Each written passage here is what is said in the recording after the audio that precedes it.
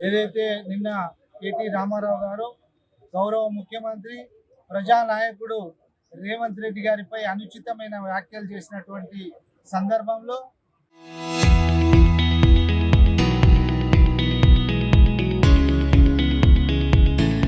చెంచల్గూడ జైల్లో ఉన్నటువంటి బందిపోట్లతో సంబంధం ఉన్నదని అబద్ధపు ఆరోపణ చేసిన సందర్భంగా ఈరోజు కేటీఆర్ మీద మా ఒక గౌరవ ముఖ్యమంత్రికి గౌరవాన్ని భంగం కలిగించిండు కాబట్టి వారి మీద చట్టపరంగా చర్య తీసుకోవాలని కరీంనగర్ పట్టణ 2 టౌన్ పోలీస్ స్టేషన్లో ఫిర్యాదు చేయడం జరిగింది.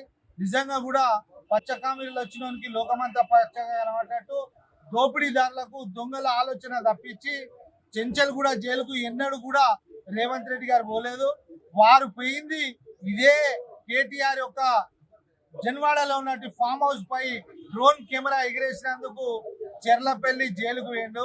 ఆ చెర్లపల్లి జైల్లో కూడా దారుణంగా ఎవరికి అందుబాటులో లేని సెల్లో వేసిర్రు రేవంత్ రెడ్డి గారిని. ఆనాడు కాంగ్రెస్ పార్టీ వర్కింగ్ ప్రెసిడెంట్ స్థాయిలో తీసుకుపోయి, కానీ ఈయన చెప్పింది చెంచల్గూడ జైలు బందిపోట్లని.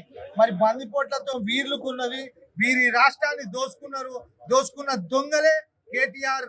జాగ్రత్త, మళ్ళొక్కసారి గౌరవ ముఖ్యమంత్రిపై ఇలాంటి అనుచిత వ్యాఖ్యలు చేస్తే కరీంనగర్లో నీకు తగిన బుద్ధి చెప్తామని పత్రికాముఖంగా హెచ్చరిస్తున్నాం.